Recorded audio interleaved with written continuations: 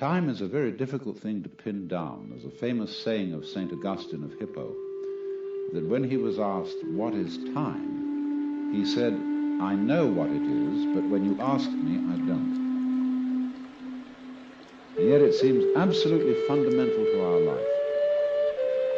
Time is money, we say. I don't have enough time. Time flies. Time drags. And I think we should go into the question of what this is, because in our ordinary common sense, we think of time as a one-way motion from the past, through the present, and on into the future. And that carries along with it another impression, which is to say that life moves from the past to the future in such a way that what happens now and what will happen is always the result of what has happened in the past. In other words, we seem to be driven along. You know, once upon a time it was fashionable in psychology for people to speak of man's and animals' instincts. That we have, for example, an instinct for survival, an instinct to make love, and so on. But nowadays that word has become unfashionable, and psychologists tend instead to use the word drives, and to speak of the need for food as a drive, the need for survival or for sex as drives. And that's a very significant word because it's brought out, isn't it, by people who feel driven. I must say personally, if I feel hungry, I don't feel driven. Also, if I feel lusty, I don't feel driven. Because I don't say, "Oh, excuse me, but I have to eat," or "Excuse me, but I need to fulfill my sexual urges, my biological impulses." I say, "Hooray, I identify myself with my drives. They're me." And I don't take a passive attitude towards them and apologize for it. So the whole idea of our being driven is connected with the idea of causality, of life moving under the power of the past. And that is so ingrained in our common sense that it's very difficult to get rid of it, because I want to turn the thing round completely the other way and say that the past is the result of the present. Let us suppose, just for the sake of example, that this universe started with a Big Bang, as some cosmologists believe. Now, when that bang happened, it was the present, wasn't it? And so the universe began in what we will call a now moment. Then it goes on doing its stuff. And always, when any event that we now call past came into being, it came into being in the present and out of it.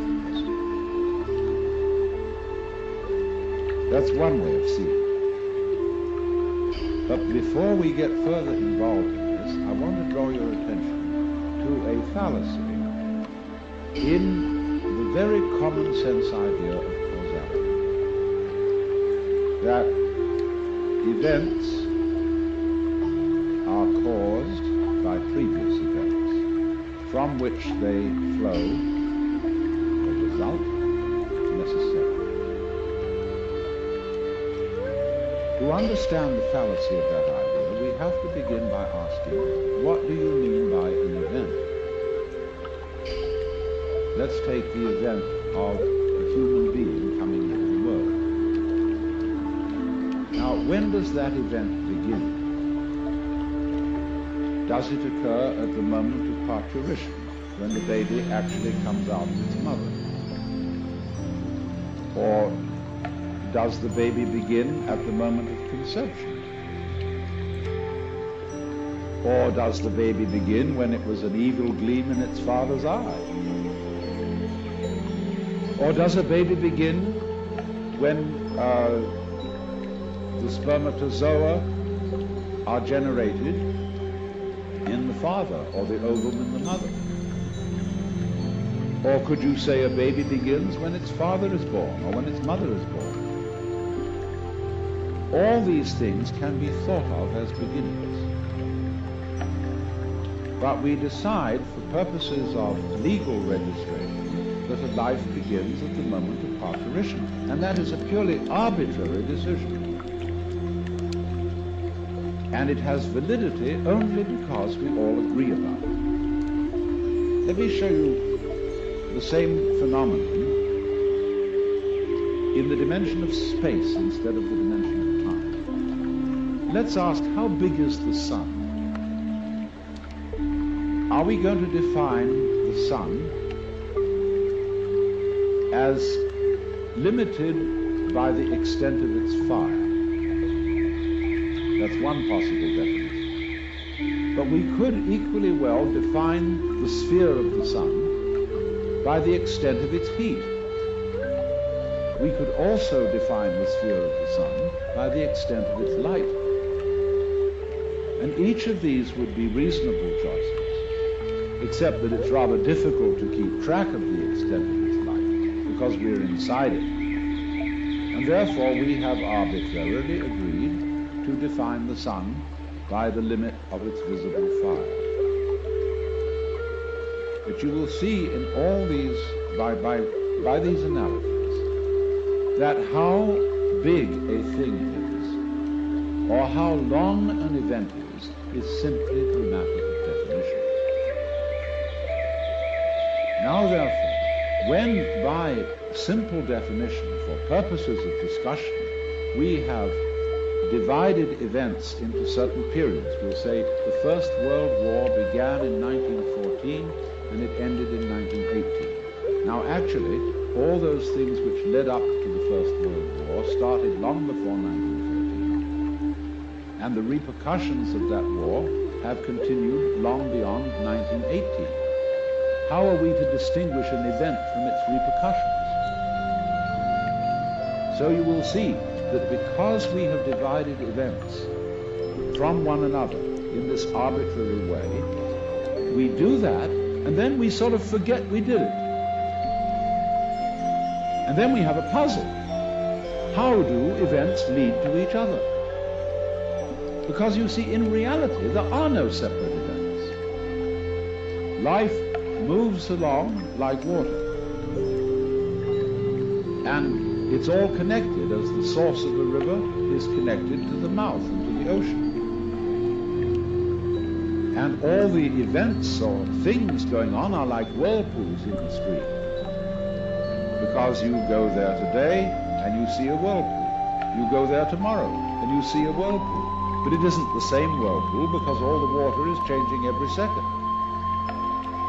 What is happening is not really what we should call a whirlpool, but rather a whirlpooling. It is an activity, not a thing.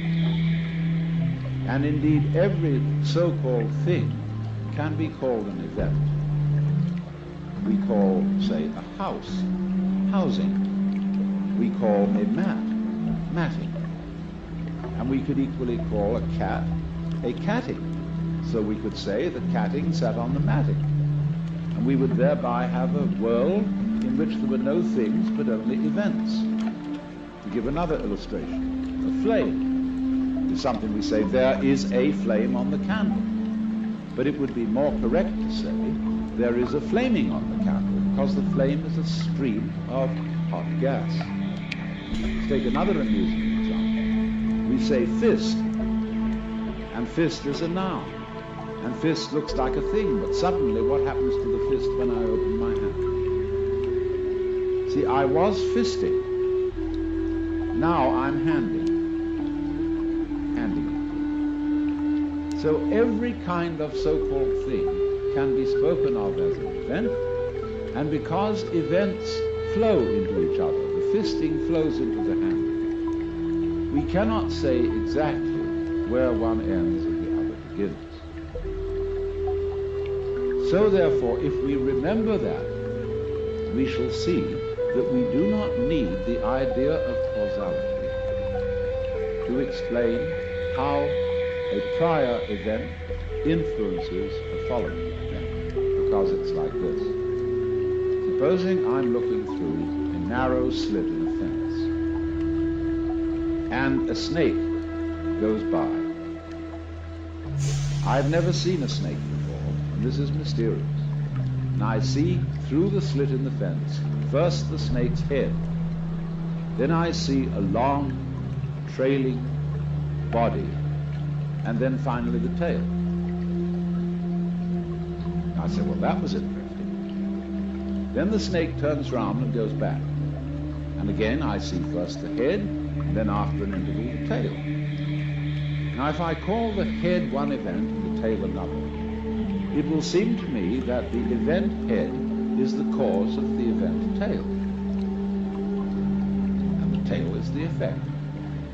But if I look at the whole snake, I will see a head-tailed snake, and it would be simply absurd to say that the head of the snake is the cause of the tail, as if the snake came into being, first the head and then the tail. The snake comes into being out of its egg as a head-tailed snake.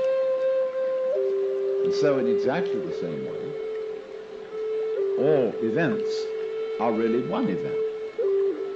We're looking, when we talk about different events, we're looking at different sections or parts of one continuous happening. And therefore, the idea of separate events which have to be linked by a mysterious process called cause and effect is completely unnecessary. But having thought that way, we think of present events as being caused by past events. And therefore, we tend to regard ourselves as the puppets of the past, as driven along by something that is always behind us. Now, to overcome this impression, it's very simple. You begin again with an experiment which I suggested in a previous talk about meditation. Approach the world through your ears. If you shut your eyes and make contact with reality purely with your ears, I mean, it's kind of silly perhaps to shut your eyes when you're looking at television, but do it just for a moment. And you will realize that the sounds you are hearing are all coming out of silence. You hear, and it fades away, fades, and finally disappears. It's a curious world, this, isn't it? Because you hear all the realities in it, the sounds, suddenly coming out of nothing. You don't see any reason for them to begin. They just appear, and then they echo away through the corridors of the mind, which we call memory. Now, if you open your eyes, it's a little harder to see this with your eyes because, unlike sounds, the eyes sound static. Or rather, they look static. Everything looks still to your eyes. But you must understand that the world you are looking at, say when you look at a light, that light is vibrating. All material things are vibrations, and they are vibrating at you now in the same way as the sound was vibrating in your ears. In other words, the present world that you see is a vibration coming just as the sound comes out of silence. The light is coming out of space. It's coming out of nothing straight at you now and echoing away into the past. So the course of time is really very much like the course of a ship in the ocean. Because here's the ship, you see, and it leaves behind it a wake.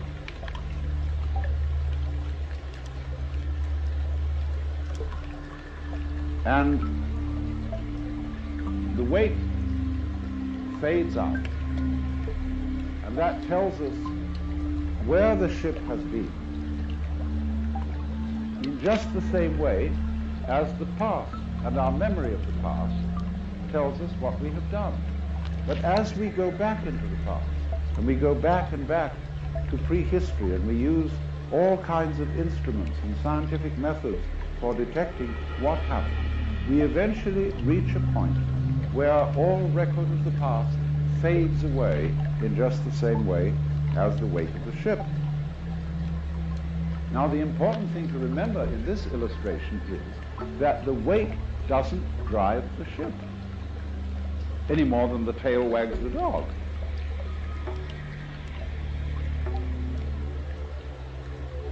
Supposing there's a neurotic, difficult child, and one school of thought used to say, well, bang him about, beat him up, and maybe he'll change. But then they said, oh no, that's not fair to the child to beat him up because it was his parents. They didn't bring him up properly. And so then they say, well, punish the parents. Well, the parents say, excuse me, but our parents were neurotic too, and they brought us up badly, so we couldn't help what we did. And so since the grandparents are dead, we can't get at them. And in any case, supposing we could, we would pass the whole blame back to Adam and Eve in the Garden of Eden. And they say, they started all this mess. But then Eve would say, no, the serpent tempted me and I did eat, and it was the serpent's fault. Well, you know, when God, in the story of Genesis, asked Eve, didst thou eat the fruit of the tree whereof I told thee thou shouldst not eat? She said, oh, but the serpent tempted me, and I did eat. God looked at the serpent. The serpent didn't make any excuse. He probably winked. Because the serpent, being an angel, was wise enough to know where the present begins. So you see, if you insist on being moved, being determined by the past, that's your game. But the fact of the matter is, it all starts right now. But we like to establish a connectivity with the past, because that gives other people the impression that we're simple.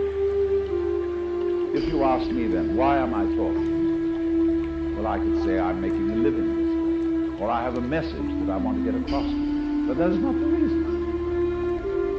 I'm talking for the same reason that birds sing, and for the same reason that the stars shine. I dig it. Why do you dig it? Well, I could go on answering all sorts of questions about human motivation and psychology, but they wouldn't explain a thing, because explaining things by the past is really a refusal to explain them at all. All you're doing is postponing the explanation. You're putting it back and back and back and back, and that explains nothing. What does explain things is the present. Why do you do it now? Now, this is a slight cheat, because that doesn't explain it either. Because what happens now, just as the sound comes out of silence, all this comes out of nowhere.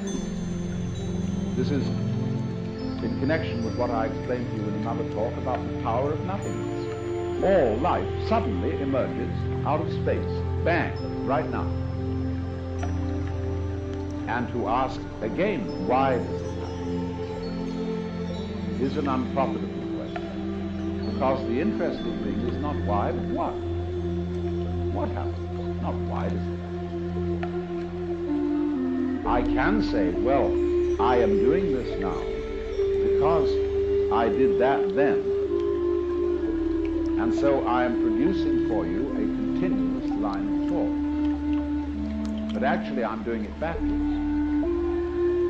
I'm doing it always from now and connecting up what I do now with what I did so that you can see a consistent story. If I define myself as the whole field of events, we'll say the organism-environment field, which is the real me, then all the things that happen to me may be called my doing. And that is the real sense of karma. But when we speak about freedom from karma, freedom from being the puppet of the past, that simply involves a change in your thinking.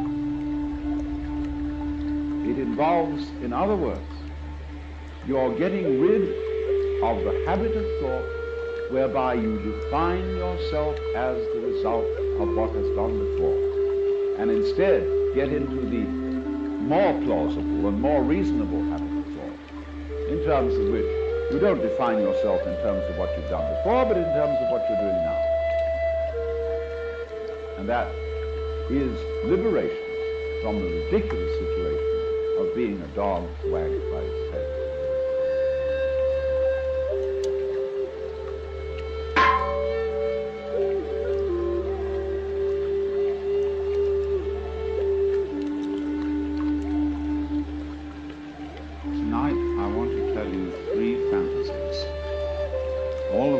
Something in common.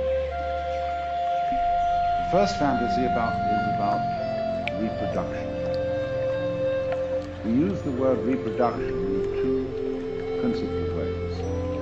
When we talk about the biological reproduction of the species, and when we talk about making a good reproduction of something in terms of a painting, a photograph, or a recording, or a video. And what is all this about reproduction in that direction? Hundreds of years ago, kings of Europe who wanted to form feudal alliances by marrying the princesses of far-off states would have painters send portraits of the lady in question to see if His Majesty approved of her before he got her. And there's a famous story in which Henry VIII of England was badly cheated in this respect by a too flattering portrait of Anne of Cleves. And therefore there grew up a kind of morale among artists in the European tradition to make faithful reproductions. And they perfected their technique, beginning with the marvelous work of the Renaissance painters and the Flemish painters, and going on finally to what was called art officielle in the 19th century. We got what we now call photographic realism. But then they said, isn't there some more scientific way of doing this? And so they discovered the camera. And first of all, there were, remember those brownish daguerreotypes? People said, well, that is pretty. It really looks like Grandpa, doesn't it?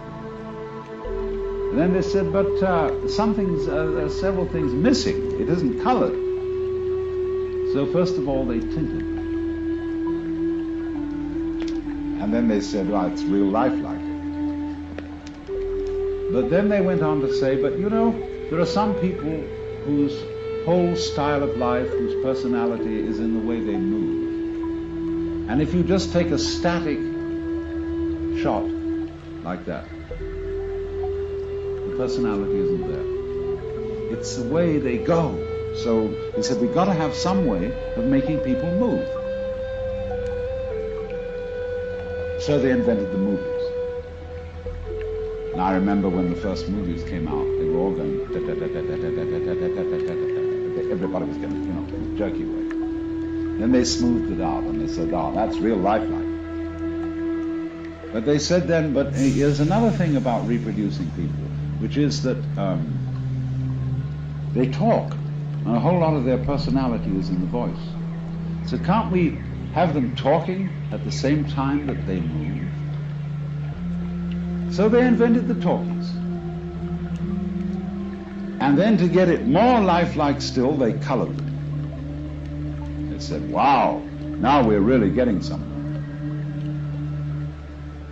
Then, to make it even more real, they put it in 3D, and you had to wear sort of spectacles over your face to see it that way. But then they went on to say, why is it that every time we want to see one of these things, we have to go down to the center of town? Can't we have it all at home? And so television came up. And in television, they first of all started out with black and white, and it was kind of like Robert Benchley once described the cuts in French newspapers as all looking as if they'd been made on bread. Well, that was television in a certain period. And then they improved it, and then they colored it, and that's where we are now. Not quite. Because somebody has come out with the thing that we shall all be seeing soon, which is the hologram. A television image produced by laser beams, where you see a three-dimensional figure out in the air in front of you. You say, isn't that marvelous? And then, but of course, when you go up to it and you put your hand on it, your hand goes right through it. You can't touch it. And you see, that was always the trouble with television, because you look at whatever you're seeing behind a screen. It's intangible, it doesn't smell, and it won't relate to you. So these are further problems to be solved in the techniques of electronic reproduction. And they'll do it. They'll first of all manage a way in which the electronic emission sources can solidify and make the air vibrate, so that you go up and you touch the figure and you won't be able to push your hand through it, because the air will be going faster than your hand. Imagine that. You can actually, if there's a beautiful dancer on the television, you'll be able to go up and embrace her. But she won't know you're there, and she won't respond. And you'll say, well, that's not very lifelike. Just as they once said, if the photograph doesn't move, it's not very lifelike. If it doesn't talk, it's not very lifelike. They'll next say, if the reproduction in 3 dimensions solid doesn't respond, it's not very lifelike. So they'll have to figure out a technique for doing that. What will they do? Well, I tell you. Sitting in your home, where you're watching the scene on a kind of stage now, not on a screen, there will be a TV camera observing you. And that TV camera will report back everything you do into a computer.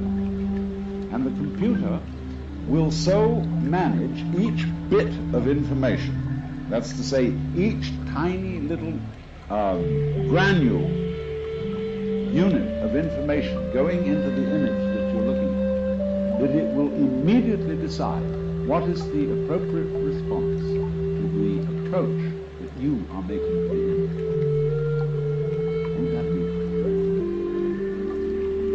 You know, she may slap you in the face, and she may kiss you. You never know. But then, to say, now, this is still not really the kind of reproduction. What we wanted when we looked at this scene is to be able to identify with one of the characters. We wanted to not just watch the drama that's being performed on the stage in front of us, but actually get into it. And so we want to be wired in with electrodes on the brain, so that we will actually feel the emotions of the people acting on the stage. And so, eventually, we will get absolutely perfect reproduction. And we will be able to see that image so vividly that we shall become it. And so the question arises, could that be where we are already? Are we a reproduction which over the centuries of evolution has worked out to be a replica of something else that was going on, and we are where we always were? Now the next fantasy concerns the idea that every living being thinks it's human. And that means a plant, a worm, a virus, a bacterium, a fruit fly, a hippopotamus, a giraffe, a rabbit.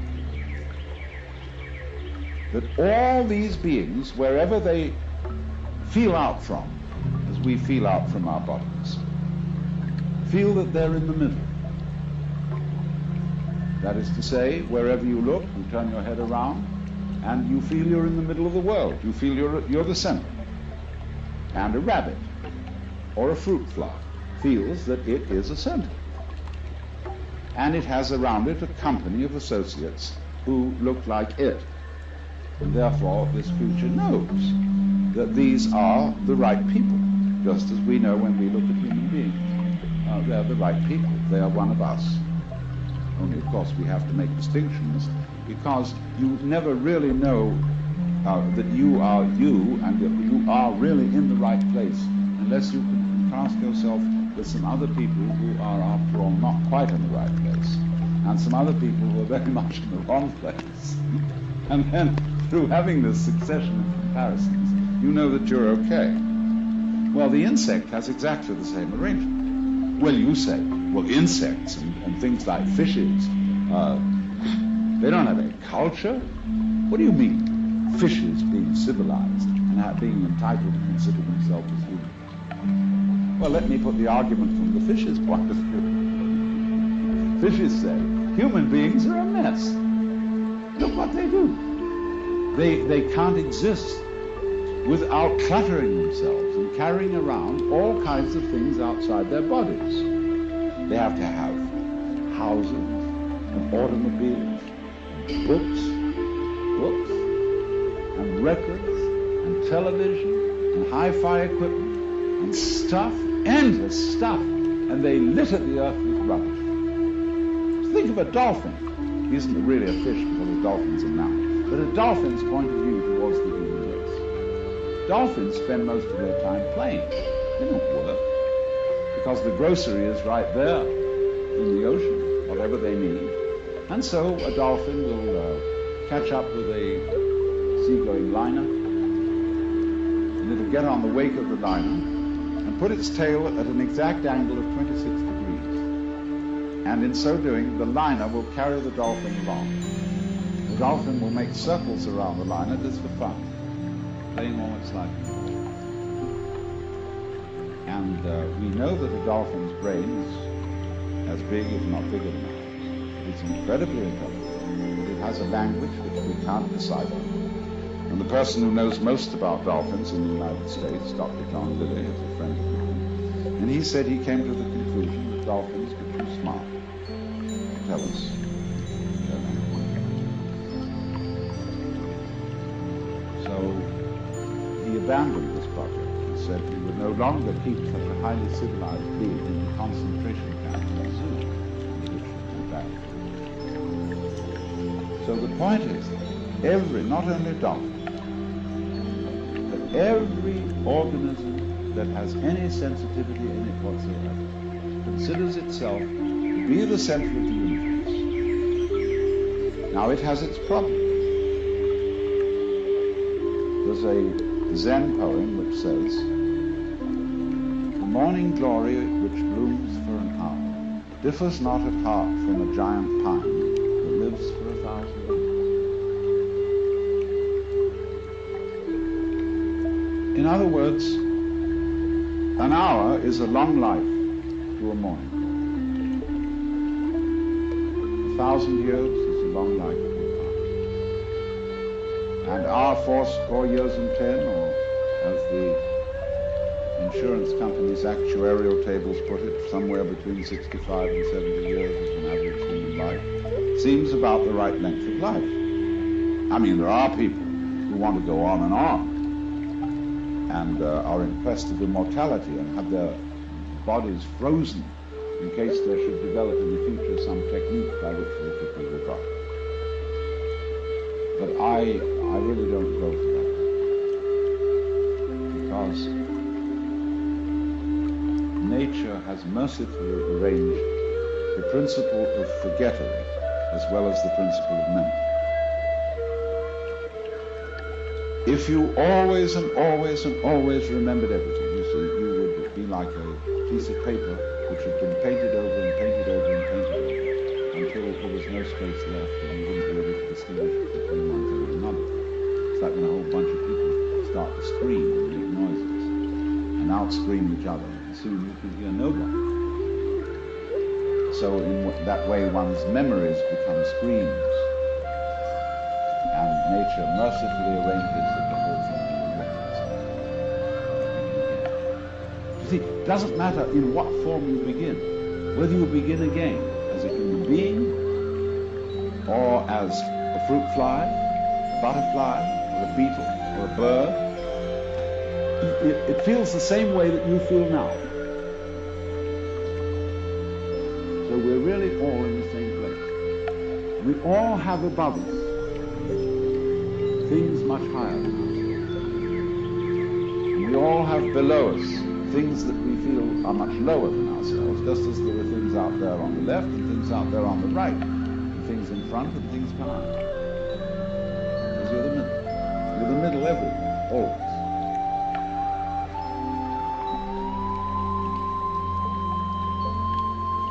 Now my third fantasy. Nobody has, it seems to me, really seriously asked the question, how do stars begin? Why? How out of space do these enormous radioactive centers arise?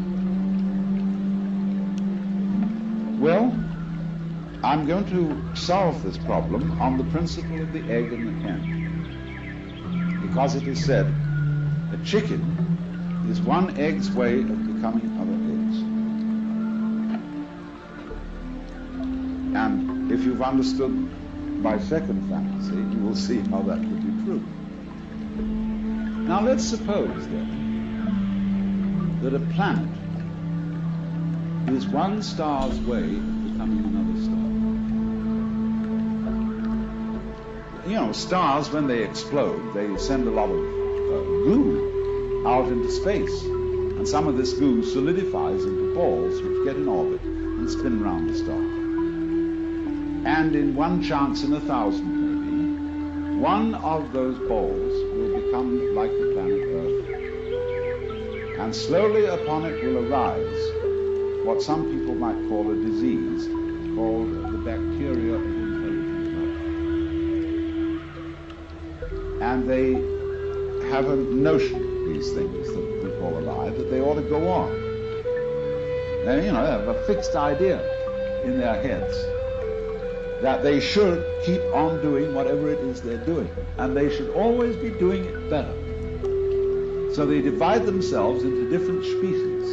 And these species compete with each other in order to, as it were, flex their muscles and get better and better at whatever it is they are.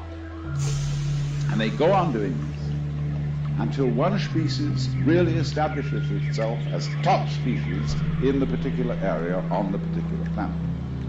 As we, human beings, Homo sapiens, have established ourselves as top species on Earth, whatever top means.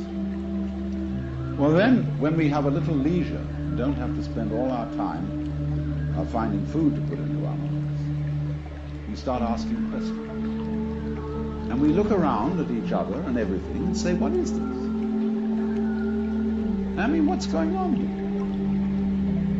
Well, some people say, that's a stupid question to ask. Why don't you just go on doing your work? Go hunting, go farming, go doing your business. They say, no, there are higher things. So they create a special class of people who are in India called Brahmins, among us, philosophers, scientists, theologians, thinkers. And they go into this question. And they're allowed to stop farming, to stop hunting, to stop mining, to stop scrubbing floors, and to go to very special places called universities, where they can sit around and think about what is going on.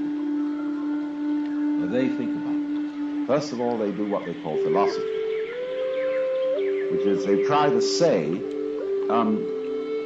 what it means what does the word be? What does the word exist mean? What do we mean when we say we're here? Well, they find they can't discuss that very far because the word stops meaning anything. It sort of becomes a noise. They say, no, we're not really getting to the point. What we've got to do is, instead of thinking all the time and just theorizing and talking words about what's going on, we've got to investigate it experimentally. We've somehow got to look into this stuff that we call reality, the material world, and find out what it is. So they start chopping it up. See? They go into flowers and they chop up the seeds and they look into the middle of the seeds. They find something there and then they have to get a magnifying glass and look in on that. It gets smaller and smaller and smaller. And they reason they must eventually come to some particle called an atom. In Greek, atom means atomos, non-cuttable. But you can't split any further. So they come down to the atomos, that than which there is no whicher, they thought. But then they found they could split that atom. They could find the electron, the positron, the meson, etc., etc., etc., forever.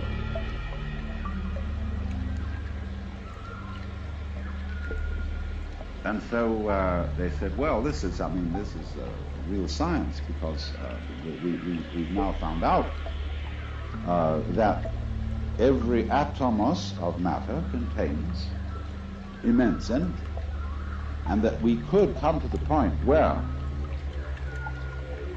we could release the energy. And the trouble with intellectual people is that anything that can be done must be done. And so eventually, in the necessary course of the development of nature, they found out how to blow the earth to pieces and turn it into a star.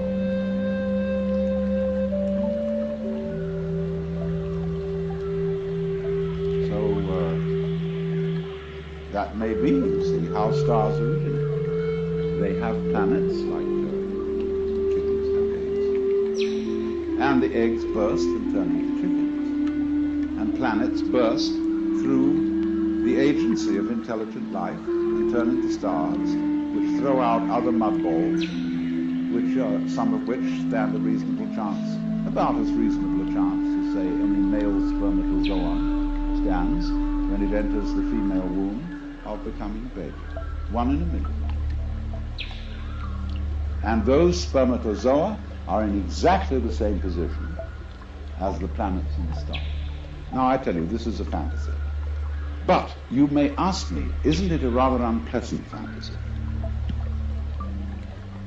Aren't things going the wrong way, the wrong direction? In other words, if the whole point of life, I mean, this tender biological substance with all its tubes and filaments and nerves that is so very sensitive, if all this is to end up in fire, into an absolute blaze of light,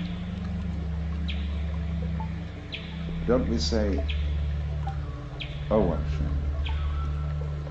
shame? Is that the way it ends?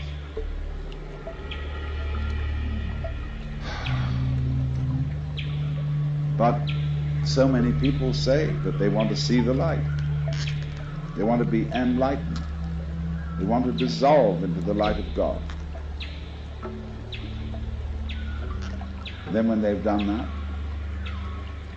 all over again, the process goes on, and blows out those mud balls. And here are planets, and here once again, you're a baby, you're a child, the flowers are brilliantly colored, the stars are gorgeous, the smell of the earth, the sound of the rain, everything is marvelous once again. Once again, you see the other.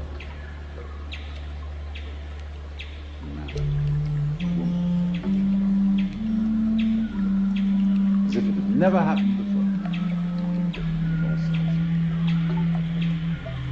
As it goes on, it gets more and more intense, all the problems get more and more problematic. You find you're wrestling with something you can't control. You've got to control it, but you absolutely can't control it, like all the problems of the world at the present time. The whole scene is completely out of hand. And we feel we're going to our doom, because we're going once again towards the perfect state. It's the most creative thing. Now, if you think about this, you see, I put forward 3 factors, all of which have a cyclic quality. We reproduce, not only biologically, but we reproduce artistically, technically. So, just for a moment, I want to put in an aside about biological. See, when I think back to my grandfather, whom I knew very well, he was, when I was a little boy, he was something extraordinary. He looked like King Edward VII. He was very, very ugly. With a little goatee beard, he didn't have sideburns like this. Very ugly. And I thought, he was the very image of God. Now here I am, the same age as he was when I first knew him. And I have 5 grandchildren. And I'm so no longer impressed by grandfathers.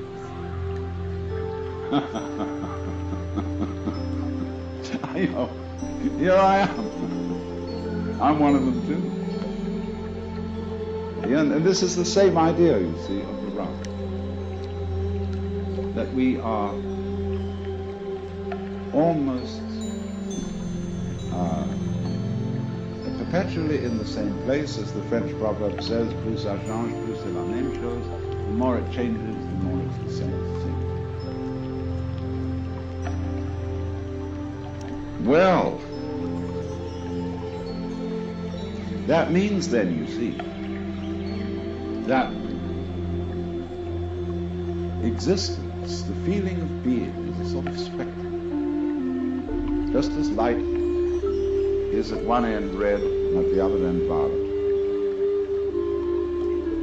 And you have to have these extremes in order to have color at all, in order to know light. So you see, likewise, we have to have the experience that there is somebody else, something else going on altogether out of our control, in order to have the experience of being me. And so in order to feel good, feel that life is worthwhile, that existence is worth going on, in order to bring out that feeling, just as the red brings out the violet, there has to be in the back of our minds, maybe very far away, the comprehension that there is something that could happen that absolutely mustn't happen, that is the horrors, that is the screaming mimes at the end of the line.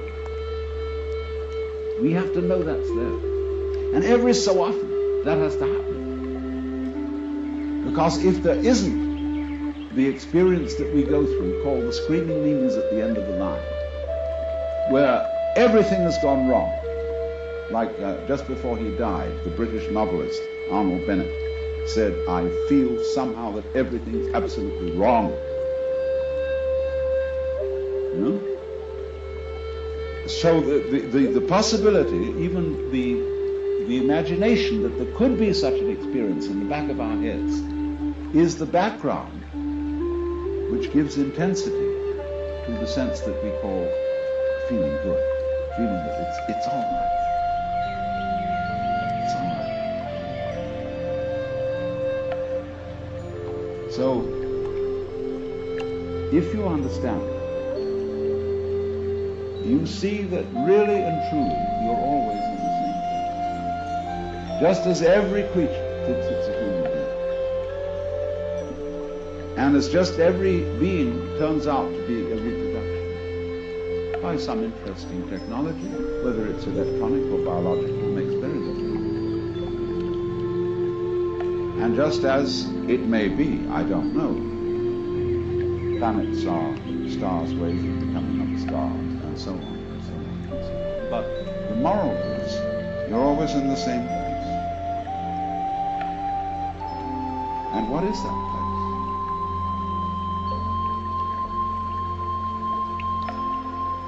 You can ask yourself very, very, I won't say seriously, because this isn't really serious, it's sincere. Ask yourself very sincerely, if that is so, if, in other words, the place in which you are now is the place where everything and everybody else really is, only there's an arrangement to pretend that you ought to be somewhere else. So the place where you are is the place where you're always pretending you ought to be somewhere else.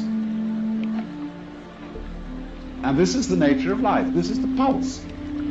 I ought to be somewhere else. So it's a kind of a gazing like that, see? And if you discover that that's the trick that you're playing on yourself, you become serene. And you don't entirely give up the game, because you've seen through it. But you say, it really might be fun to go on the plane.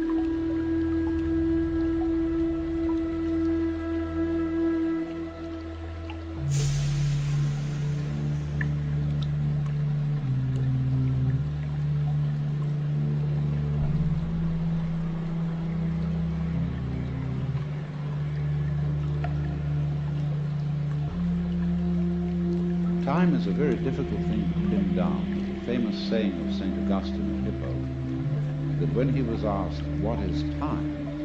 He said, I know what it is, but when you ask me, I don't.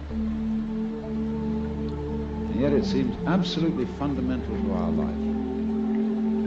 Time is money, we say. I don't have enough time. Time flies. Time drags. And I think we should go into the question of what this is, because in our ordinary common sense, we think of time as a one-way motion from the past, through the present, and on into the future. And that carries along with it another impression, which is to say that life moves from the past to the future in such a way that what happens now and what will happen is always the result of what has happened in the past. In other words, we seem to be driven along. You know, once upon a time it was fashionable in psychology for people to speak of man's and animals' instincts. That we have, for example, an instinct for survival, an instinct to make love, and so on. But nowadays that word has become unfashionable, and psychologists tend instead to use the word drives, and to speak of the need for food as a drive, the need for survival or for sex as drives. And that's a very significant word, because it's brought out, isn't it, by people who feel driven. I must say personally, if I feel hungry, I don't feel driven. Also, if I feel lusty, I don't feel driven. Because I don't say, oh, excuse me, but I have to eat. or excuse me, but I need to fulfill my sexual urges, my biological impulses, I say, hooray, I identify myself with my drives. They're me, and I don't take a passive attitude towards them and apologize for it. So the whole idea of our being driven is connected with the idea of causality, of life moving under the power of the past. And that is so ingrained in our common sense that it's very difficult to get rid of it, because I want to turn the thing round completely the other way and say that the past is the result of the present. Let us suppose, just for the sake of example, that this universe started with a big bang, as some cosmologists believe. Now, when that bang happened, it was the present, wasn't it? And so the universe began in what we will call a now moment. Then it goes on doing its stuff. And always, when any event that we now call past came into being in the present and out of the present. That's one way of seeing it. But before we get further involved in this, I want to draw your attention to a fallacy in the very common sense idea of causality. That events are caused by previous events, from which they flow or result necessarily. To understand the fallacy of that idea, we have to begin by asking, what do you mean by an event? Let's take the event of a human being coming into the world. Now, when does that event begin? Does it occur at the moment of parturition, when the baby actually comes out of its mother? Or does the baby begin at the moment of conception? Or does the baby begin when it was an evil gleam in its father's eye? Or does a baby begin when the spermatozoa are generated in the father, or the ovum in the mother? Or could you say a baby begins when its father is born, or when its mother is born? All these things can be thought of as beginnings. But we decide, for purposes of legal registration, that a life begins at the moment of parturition. And that is a purely arbitrary decision. And it has validity only because we all agree about it. Let me show you the same phenomenon in the dimension of space instead of the dimension of time. Let's ask, how big is the sun? Are we going to define the sun as limited by the extent of its fire?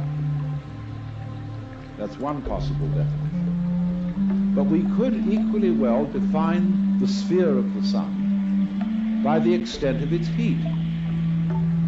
We could also define the sphere of the sun by